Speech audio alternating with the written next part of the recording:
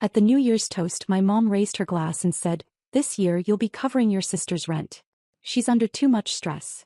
My dad added, "If you refuse, don't bother coming around anymore." I smiled, clinked my glass and said, "Then this is my last toast. And your last check." The room went dead silent. I always knew I was the fallback plan. Not the golden child. Not the rebellious one. Just the one who kept the pieces from scattering, the one they could lean on when things got inconvenient. For the last 8 years I played my part. Quietly paying bills that weren't mine. Picking up after disasters I didn't create. Smiling through holidays where the unspoken rule was clear. I was there to serve, not to celebrate. And every New Year's the pattern repeated like clockwork. I'd show up, dressed nice enough to keep them from complaining, but not enough to draw attention. My parents would host their annual gathering, extended family and all, everyone pretending to be thrilled about being stuck in a house together for 6 hours. I pretend to. But this year was different. Not because I had a plan. Because I'd finally hit a wall. I had come straight from work, exhausted, knowing they wouldn't care. I stepped through the door and my mom barely glanced up before handing me a tray of glasses to pass around.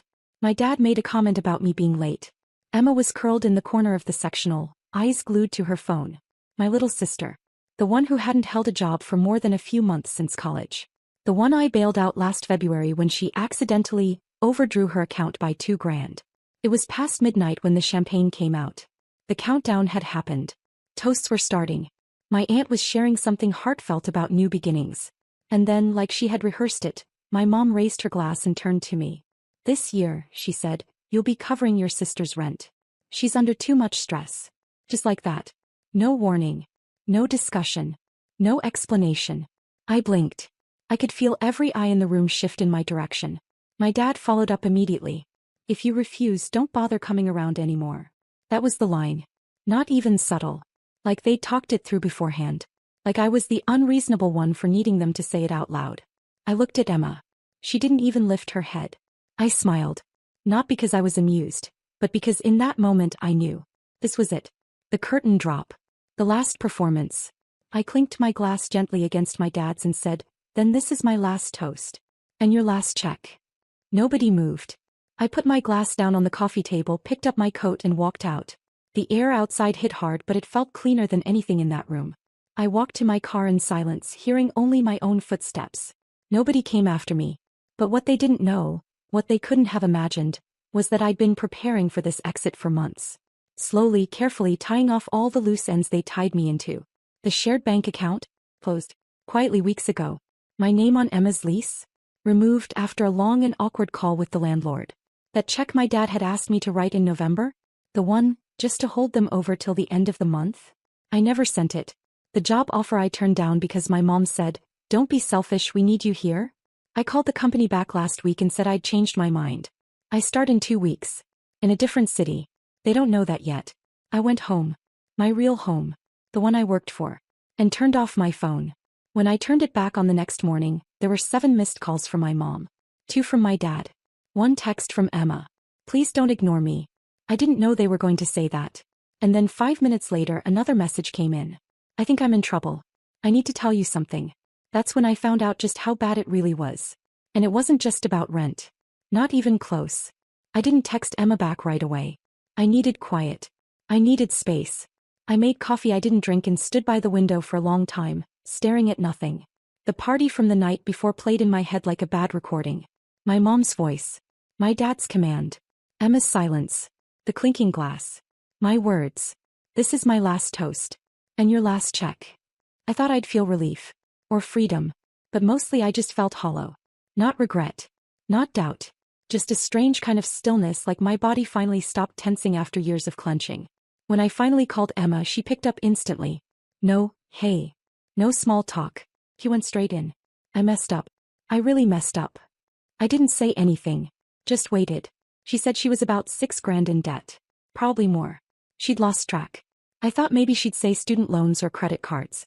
That she was being reckless, sure, but fixable. But she kept talking and the words started to tilt sideways. It wasn't shopping. It wasn't travel. It was gambling. Online poker mostly. Started small. Then bigger. Then losing. Then trying to win it back. And losing more. I sat down at the kitchen table letting her talk. The timeline unraveled itself. She'd stopped paying rent in October. She said she thought she could hit big just once, pay me back, and I'd never know. That rent? I'd been covering it. I'd assumed she was working part-time and just struggling a little. Every time I brought it up, my parents shut the conversation down. Don't stress her out. She's going through a lot. You've got it handled, don't you? Now I understood why they were pushing so hard to make me keep paying. They were trying to patch a hole without ever looking into it. But then Emma said something that pulled the floor out from under me. Dad told me last week they were going to ask you about the rent. I didn't answer. He kept going. I told them not to. I told them it wasn't right. That I was dealing with it. I begged them not to bring it up during the toast. But they said you'd be fine with it. Because you always are. As I always am.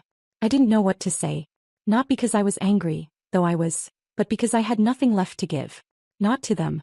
Maybe not even to her. I'm not calling to ask for money, she said. I'm staying at a friend's place right now. I've been looking for jobs. I'll take anything. Receptionist. Barista. Whatever. I need help. Not money. I need a clean start. I don't want them involved. That part hit me harder than I expected. I told her I'd think about it. I didn't promise anything. She said she understood. And for once I believed her. We hung up. I sat there in the quiet for a long time. I thought about the last 8 years. About the times I was told no without explanation. The birthdays I spent working because I was needed at home. The time I missed my best friend's wedding because Emma had a meltdown and I was the only one who could talk her down. The job in Seattle I turned down because moving away would destroy your mother. The truth is I didn't just hit a wall. I'd been buried under their expectations for so long, I forgot what air felt like. My phone rang again. My dad. I didn't answer. Then my mom. Then again. Then again. 6 missed calls in 30 minutes. Finally a voicemail came through. I played it on speaker as I rinsed out my coffee mug. You made your point, Grace. Now come fix it. That was all he said. That sentence told me everything. They didn't see a daughter. They saw a lever. A solution. Utility. And they still thought they had control. They didn't know I'd already signed the lease for my new place. That I'd started packing 2 weeks ago. That I had no intention of showing up for another staged family dinner. But maybe Emma wasn't past saving. She didn't ask me to fix her. She asked where to start. That was a first. The next day I texted her one word. Come. And I started making space in my life for the first time, on my terms. Emma showed up the next evening in an Uber with one rolling suitcase and a giant reusable grocery bag stuffed with loose chargers, a laptop, some tangled jewelry, and what looked like all the snacks from her pantry. She looked rough, pale, exhausted, too quiet, but I didn't say anything. I just opened the door wider and let her walk in. She set her things down gently, like she wasn't sure if she was actually welcome. I can sleep on the couch, she said. I pointed to the second bedroom. It's yours until you figure things out. She didn't cry. She didn't fall apart. She just nodded, took her stuff inside and didn't come out for a while. I didn't expect her to turn her life around overnight, but I was surprised by how quickly she started trying. She spent the next 2 days at the dining table with her laptop open, sending out resumes, calling old classmates, looking up side gigs. She didn't ask for anything. No money. No rides. No advice. And I didn't push. By the 3rd day, she'd landed an interview at a dentist's office for a receptionist position. Nothing big. No benefits. But a start. And she was proud of herself. I could see it even though she didn't say it out loud. The problem wasn't her. It was the noise coming from the outside. That week the pressure started. First a text from my dad. Just 5 words. We need to talk. Now. Then one from my mom. You made your point. Enough. Then a string of voicemails. I didn't listen to them. I didn't need to. I knew the script. They had moved from shock to fury. And when that didn't work they switched to guilt. My favorite was the group email they sent to me, Emma and my aunt. Subject, Family Matters. Message, we are disappointed. We are heartbroken. But we are still your parents. We expect better. No apology. No accountability. Just their usual version of disappointment. A weapon disguised as love. But the worst was what came next. When they realized I wasn't answering they started targeting Emma. She came back from work one night, her second day at the new job, and tossed her phone on the couch. They want me to come back. Said they'll forgive me if I leave your place. That they'll clear my debt if I agree to counseling with Mom's church group. I looked at her. They said you've filled my head with nonsense. That you're jealous of me. That you want me dependent so you can feel better about your own life. It would have been laughable if it wasn't so familiar. They always rewrote the story when they started losing control. I had seen it before. With old friends they pushed away, with our uncle who refused to co-sign a loan, even with my aunt who hadn't been invited to Thanksgiving for 3 years after telling my mom she needed therapy. They're not going to stop, Emma said. Are they? No. Not until you stop listening. She nodded slowly. I blocked their numbers. That was the first moment I really believed she wanted out. Not just from the debt or the guilt, but from them. The next day I took her shopping. Nothing fancy. Just some basics for work. Pants that fit, blouses that didn't look like they came from clearance bins. She tried to argue with me in the store, said she'd pay me back. I told her to stop talking and pick a color she liked. Meanwhile I kept the door locked. I ignored every call. Every email. Every carefully crafted message designed to make me feel like the villain in my own life. Until Thursday night. At 11:12 p.m., there was a loud, frantic knock at the front door. Not the polite kind. The kind that made my stomach drop. I looked through the peephole. My father. I didn't open it. He stood there for 2 full minutes. Then he leaned in close to the door. You've ruined her, he said. She was weak before, but at least she loved us. You poisoned her. And you'll regret it. Then he walked away. I turned off the porch light. Inside, Emma sat on the edge of the bed in the dark. She'd heard all of it. Do you think they ever loved us? She asked. Like, the way they were supposed to? I sat down next to her. I think they loved what we did for them. She nodded. I don't want to be like them. You won't be. The silence stretched between us. Not uncomfortable. Just real. I realized for the first time we were finally on the same side of something. And I was done rescuing her, because now she was climbing out on her own. Things got quiet after that. Not peaceful quiet. The kind that feels staged. Emma settled into a routine faster than I expected. Up early. Coffee. Work. Home. She stopped doom scrolling at night and started going to bed before midnight. She didn't talk much about gambling anymore, but I could tell it was still sitting there in the back of her head. She started tracking her expenses in a notebook she kept on the kitchen counter. Every dollar in. Every dollar out. No drama. No commentary. I didn't hover. I didn't ask how she was feeling. I figured if I treated her like she was capable, maybe she'd start believing it herself. For almost 2 weeks my parents were silent. No calls. No texts. No surprise emails with subject lines like family or urgent. I didn't trust it for a second. They never went quiet unless they were planning something. I just didn't expect the next hit to come from my job. I got pulled into a meeting with HR on a Tuesday afternoon. 2 people I barely knew. Polite smiles. Neutral language. They said a concern had been raised. Anonymous. Someone claimed I was financially exploiting a vulnerable family member and that it might be affecting my performance. I almost laughed. Almost. I asked what evidence they had. They said none. Just a report. They had to follow protocol. I explained the situation as cleanly as I could without dragging my entire childhood into a conference room. My manager backed me immediately. My work record spoke for itself. The meeting ended with apologies and vague assurances. But the message was clear. They were coming for my stability next. When I told Emma, I expected her to panic. Instead, she sat there for a second, then said, "They're trying to scare you back into line." That sentence stopped me. They can't make me move back. They can't make me pay. So they're going after the thing they think you care about most. I nodded. My job. Our leverage, she corrected. They think they still have some. That night my aunt texted me. Not a casual check-in. A direct request. Can we meet? Just you and Emma. I think you should hear this in person. We met her at a diner off the highway. One of those places with laminated menus and bad coffee. She looked tired. Older than the last time I'd seen her. She didn't order food. She slid her phone across the table first. Open to a notes app. A list of dates and dollar amounts. Loans. Gifts. Emergency help. All from different family members. All from your mother, she said. Over the last 3 years. Emma leaned closer. She told me she never asked anyone else for money. That's because she told everyone a different story, my aunt said. To me it was you having a breakdown. To your cousin it was medical bills. To Grandma, it was your dad's business failing. I felt something twist in my chest. My aunt reached into her purse and pulled out a flash drive. She tried to open a credit card in Emma's name last month. Used my number as a reference. That's when I started asking questions. Emma went completely still. I started recording calls after that, my aunt continued. Just in case. She pushed the flash drive toward me. You might want this. I didn't plug it in yet. I didn't need to. I believed her. She's panicking, my aunt said. And when she panics, she gets sloppy. I asked the question that had been sitting in my throat the entire time. Does Grandma know? My aunt smiled, slow and sharp. She does now. And she's not happy. Apparently, Grandma had already invited everyone to a family dinner in 2 weeks.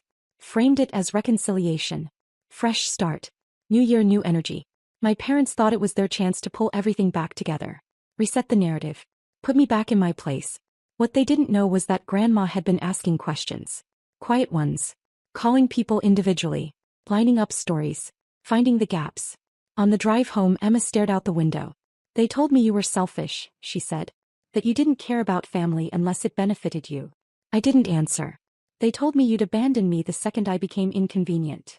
I tightened my grip on the steering wheel. And I believed them, she added. Until now. We sat with that for a while. They hadn't just leaned on me. They'd actively poisoned her view of me. Kept us divided. Kept me responsible and her dependent. But the script was cracking. And for the first time they weren't the ones controlling the room. They didn't know it yet, but the reunion they were counting on was about to turn into something else entirely. And this time I wasn't walking out early. I didn't RSVP. That was intentional. I knew they expected me to. I knew they were waiting for some dramatic refusal or a guilt-drenched phone call where I said I couldn't make it and wished them the best. But I gave them nothing. Silence is the only language people like that don't know how to translate. Emma asked me 5 times if I was sure we should go. I was sure. The dinner was set at Grandma's house, which was already a twist.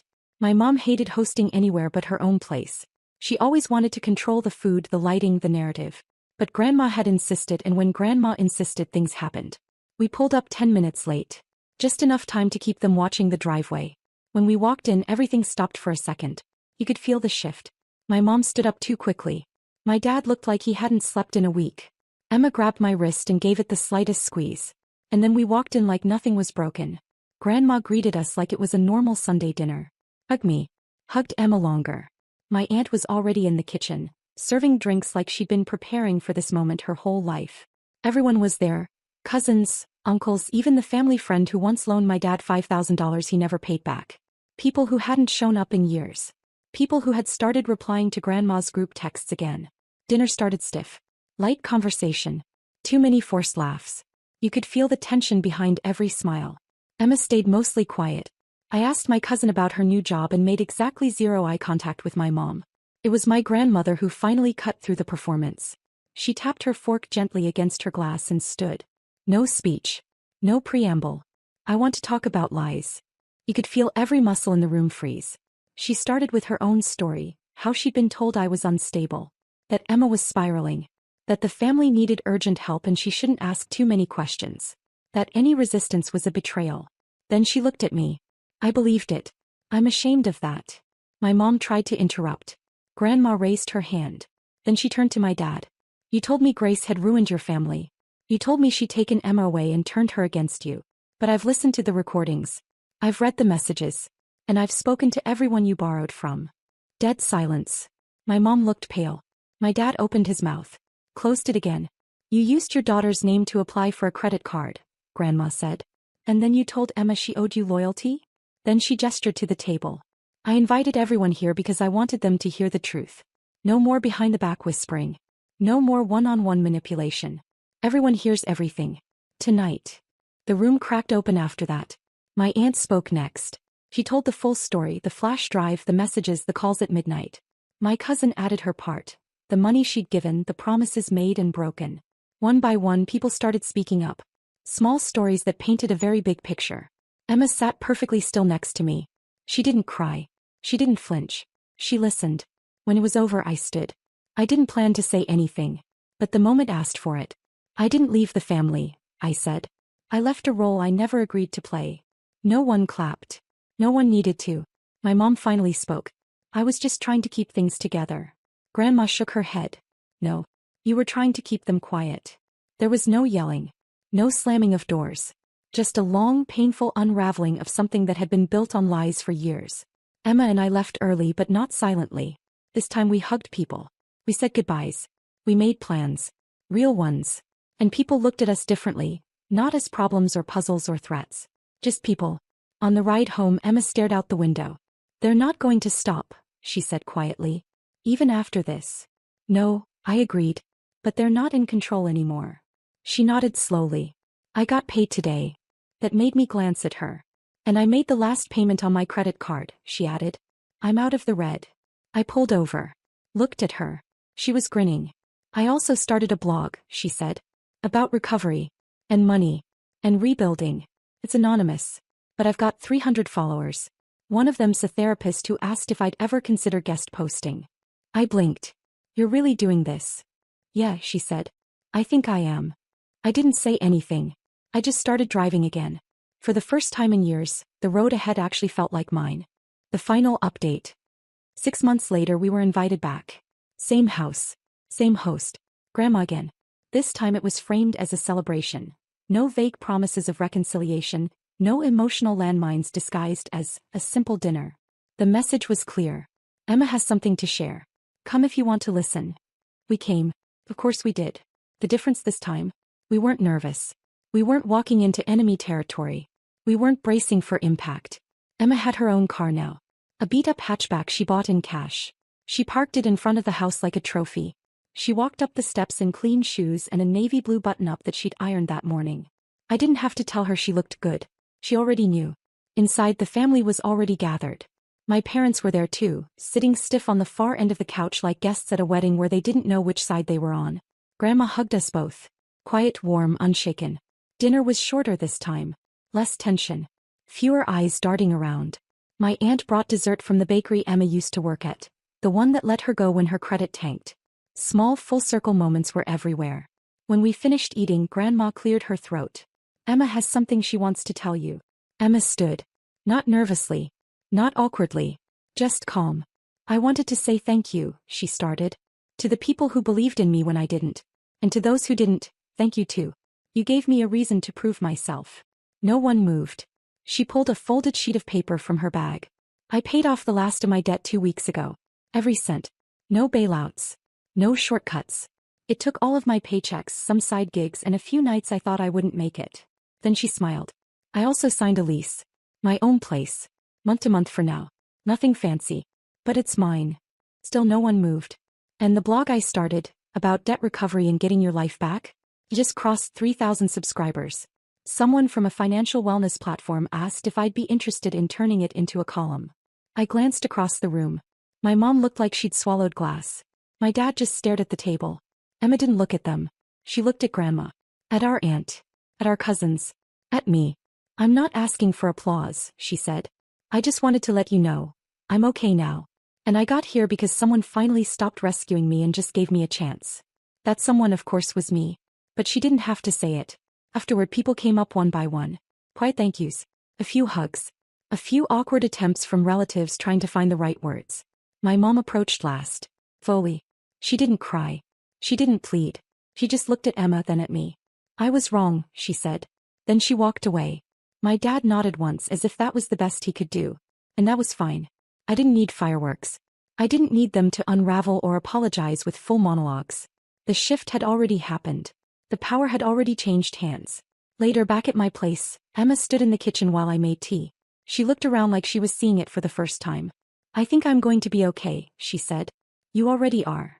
She smirked. You ever think about how crazy that night was? The toast? The silence? You just stood up and nuked the whole thing. I didn't nuke it, I said. I just stopped holding it up. He thought about that. Then nodded.